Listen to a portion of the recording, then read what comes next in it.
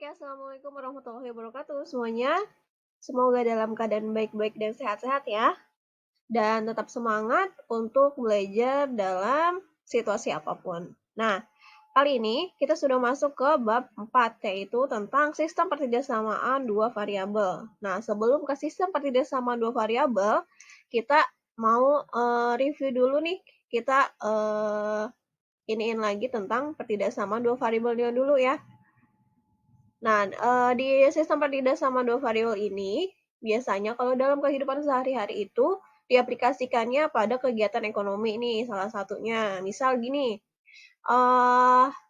kalau misalnya kita mau beli pakaian ya, misal nih. Kalau misalnya baju pendek itu harganya misal 30.000. Kemudian kalau baju lengan panjang, tadi baju lengan pendek harganya 30.000.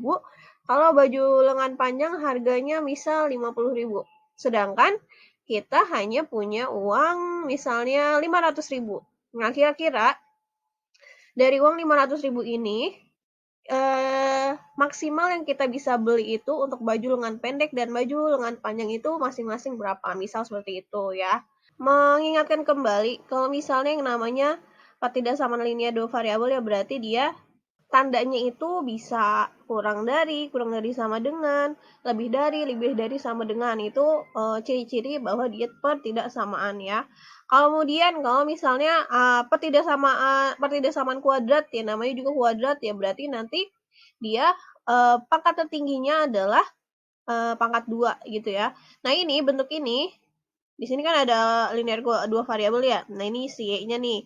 Yang ini juga bisa dibuat kalau misalnya dalam bentuk C bisa dibuat Y sama dengan X pangkat 2, misal nih ditambah 2X ditambah 3 gitu. Atau si Y ini bisa juga ditulis dengan Fx sama dengan X pangkat 2 ditambah 2X ditambah 3. Nah, ini juga sama-sama bentuk dari pertidaksamaan kuadrat gitu ya.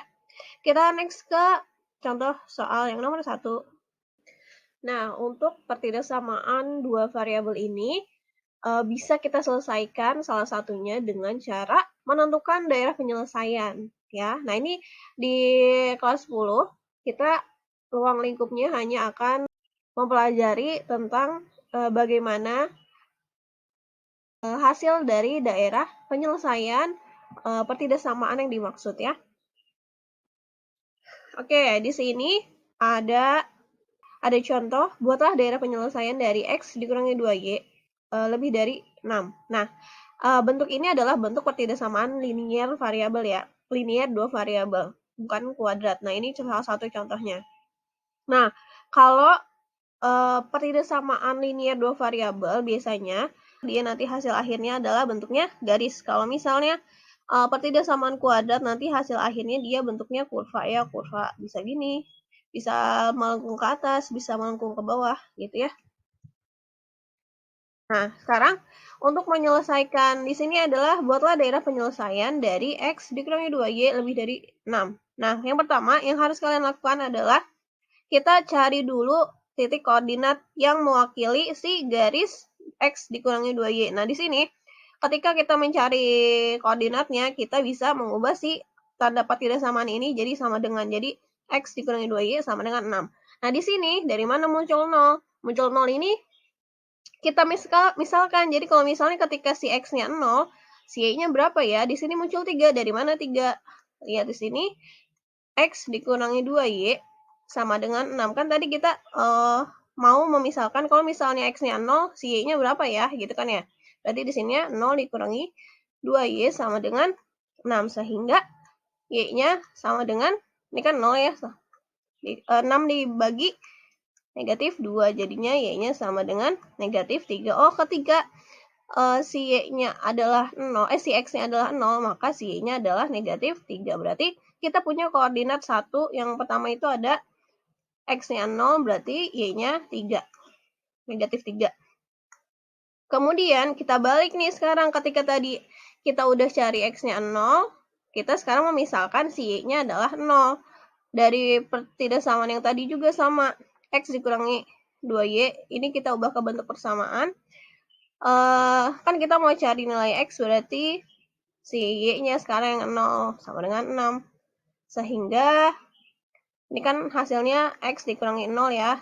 Negatif 2 dikali 0, 0 kurangi 6. Maka nilai X-nya adalah 6 gitu.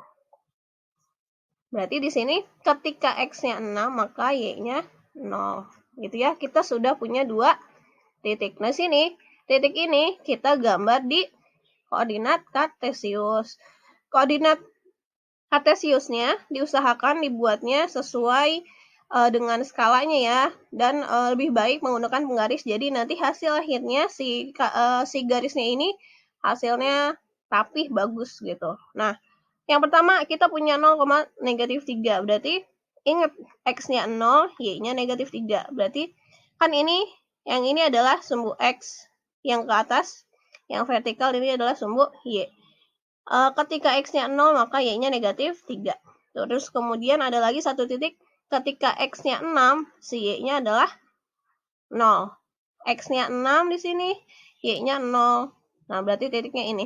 Dari sini, dari dua titik ini kita bisa tarik garis. Nah, kita tarik garis, tapi di sini garisnya adalah garis putus-putus. Kenapa garis putus-putus? Karena dia bentuknya adalah pertidaksamaan. Balik lagi ke soal awalnya nih, gitu. Kalau misalnya pertidaksamaan, pertidaksamaannya nggak sama dengan yang kayak begini, kalau misalnya kurang dari atau lebih dari atau kurang dari, maka garisnya putus-putus. Tapi kalau misalnya kurang dari sama dengan, lebih dari sama dengan, garisnya tidak putus-putus. Nah, kemudian setelah kita udah menggambar garisnya, maka kita harus menentukan daerah mana nih yang dimaksudnya. Apakah daerah yang di atas garis atau yang di bawah garis. Maka kita bisa menentukan daerah penyelesaiannya itu dengan menguji suatu titik. Menguji titik ya. Nah, di sini titik yang gampang itu adalah titik 0,0. Titik yang ini nih. Jadi kita patokannya ini, titik 0,0. Kita substitusikan ke persamaan yang tadi. Gitu, persamaan yang di soalnya. Supaya apa? Kita mengecek nih, apakah ketika 0,0 ini sesuai dengan pernyataan yang ada di soal. Misal, kayak gini. X dikurangi 2Y lebih dari 6. Kan kita mau ganti nih. X-nya 0, terusnya Y-nya juga 0. Lebih dari 6. Maka, ini kan 0 dikurangi 0 lah. Jadi 0 lebih dari 6. Salah tadi. 0 lebih dari 6. Nah, pernyataan ini, pernyataan 0 lebih dari 6, betul atau enggak? Salah kan ya? Harusnya si 0 ini kan kurang dari 6. Maka, karena pernyataannya salah, sehingga daerah yang kita hasil adalah daerah yang berlawanan dengan titik 0,0. Jadi, daerahnya adalah di sini. Kalau misalnya, misal nih, kalau hasil akhirnya itu, misal 0-nya kurang dari 6. Misalnya gitu, pernyataannya seperti ini nih, pernyataannya benar, misalnya gitu. Maka, daerah yang diarsir adalah daerah yang melewati 0,0. Jadi, kalau misalnya pernyataannya benar, daerah yang diarsirnya adalah nih, daerah yang sebelah sini. Gitu ya. Oke, selanjutnya di contoh soal nomor 2, di sini ada pertidaksamaan kuadrat ya. Di sini ditandai dengan pangkat tertingginya adalah 2 dan tanda pertidaksamaan ya. Nah, untuk pertidaksamaan itu nanti, atau kalau misal tadi yang pertidaksamaan linier itu hasil akhirnya kalau misalnya kita gambar di koordinat kartesius itu bentuknya suatu garis, kalau misalnya di pertidaksamaan kuadrat itu nanti akan membentuk kurva, baik kurva ke atas atau kurvanya ke bawah. Cara menentukan dia ke atas atau ke bawah adalah gimana? Simpelnya, kalau misalnya nanti bentuk misal nih, Y kurang dari X kuadrat, bla bla bla bla, gitu ya. Sama Y, misalnya lebih dari sama dengan negatif X kuadrat, sekian apa-apa gitu. Nah, kalau misalnya yang X kuadratnya itu dia nilainya positif, maka nanti dia bentuk kurvanya ke atas. Kalau misalnya X kuadratnya itu dia nilainya negatif, maka nanti dia kurvanya ke bawah. Nah, beberapa unsur yang harus kita ketahui dulu adalah ini nih, misal nih. 1. Menentukan titik potong di sumbu X, menentukan titik potong di sumbu Y, menentukan titik puncak. Nah, di sini yang pertama kita menentukan titik potong sumbu X. Kalau misalnya yang ditanya titik potong di sumbu X, maka yang kita buat nanti Y-nya adalah 0 gitu ya. Dari sini kita tinggal substitusikan aja nih. Nah, bentuk soal yang ini bisa juga kita tulis dengan bentuk seperti ini. Ini sama aja, ya. Hanya dibalik nih. Kalau ini kan Y-nya di kiri, yang ini Y-nya di kanan, gitu ya. Kemudian, di sini kita cari nilai X-nya ada apa aja. Ketika mencari di sini, si Y-nya sama dengan 0. Nah, ini Y-nya kan ya. Y-nya sama dengan 0, maka kita substitusikan nih. Nah, kalau misalnya persamaan kuadrat, kita harus cari faktornya dulu nih.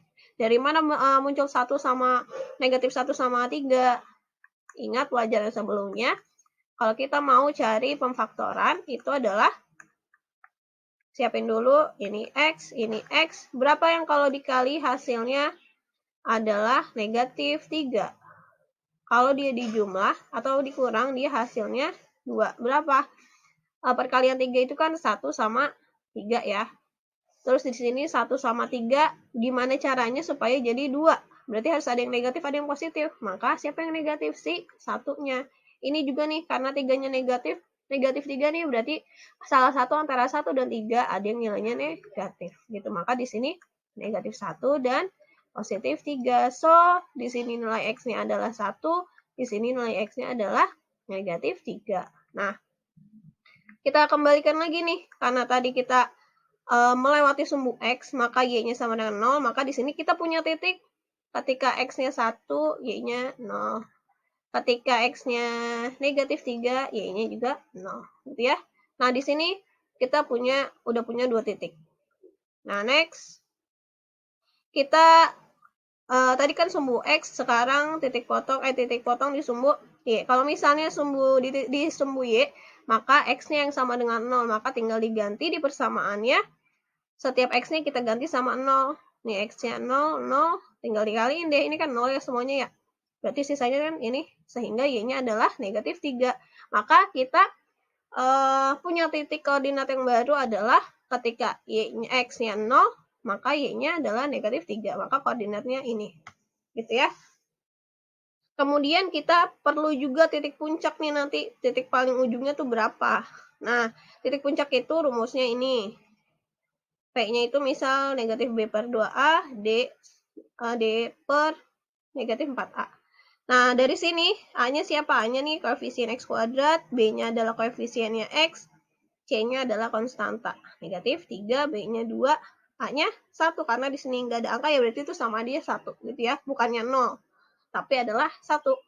Nah, untuk mencari titik puncaknya, si P ini diwakilkan dengan negatif B per 2A. Maka kita cari nih, B-nya siapa? B-nya 2. A-nya siapa? 1. Maka 2 per 2 dikali 1 kan 2 ya. Berarti kan ini sama dengan 2 dibagi 2, negatif satunya dan negatifnya. Jadi negatif 1. Kemudian untuk si Q-nya itu diwakilkan dengan D per negatif 4A. D itu apa?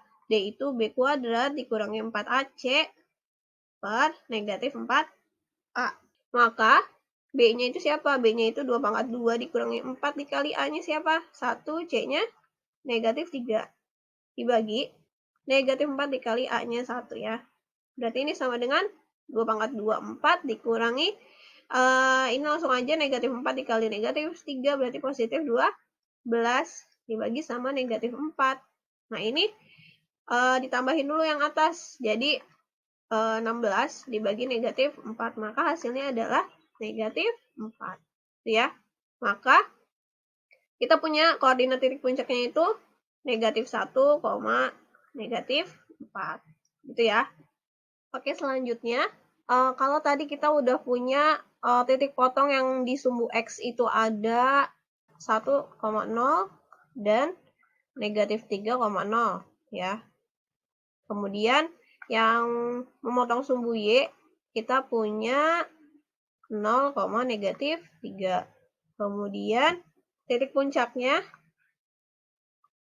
kita punya tadi negatif 1, negatif 4. Nah, ini ketika kita udah punya ini, kita sudah bisa menggambar di koordinat kartesius, tapi kita belum tahu mana daerah penyelesaiannya, apakah yang ada di dalam kurvanya atau yang ada di luar kurvanya gitu ya. Nah, di sini ketika udah punya titik yang memotong sumbu X, titik yang memotong sumbu Y, dan titik puncak, silahkan boleh digambar dulu. Kemudian setelah itu kita cari daerah mana yang perlu diarsirnya nih dari pernyataan yang nomor 1, yang pernyataan soalnya. Nah, ketika kita mau cari daerah penyelesaiannya, kita bisa dengan uji coba titik 0,0. Di sini kita ambil 0,0, kenapa? Karena si 0, itu 0 itu yang paling gampang lah ya gitu. Nah, kita substitusi nih. X kuadrat ditambah 2X dikurangi 3 kurang dari sama dengan Y-nya kita ganti 0 juga. Kurang dari sama dengan Y. Gitu ya. Kita ganti dengan titik 0,0. X-nya 0, Y-nya juga 0. Nah, di sini 0 kuadrat ditambah 2 dikali 0 dikurangi 3 kurang dari sama dengan 0. Oke, di sini 0, nih 0, maka sisanya negatif 3 kurang dari sama dengan 0. Betul nggak pernyataan ini? Dicek lagi, negatif 3 itu betul nggak ya? Kurang dari 0, ternyata hasil pernyataannya adalah benar, ya kan? Maka daerah yang diarsir adalah daerah yang melewati titik 0,0. Maka ini kan titik 0,0 nih di sini. Maka daerah yang diarsirnya adalah yang ada di dalam kurva. Gitu. Oke? Jadi ini daerah penyelesaian dari si persamaan kuadrat ini. Begitu ya. Oke, sampai di sini dulu materi hari ini. Semoga dapat dengan mudah dipahami. Jika masih ada yang ingin ditanyakan, silakan. Sampai ketemu di next materi. Wassalamualaikum warahmatullahi wabarakatuh.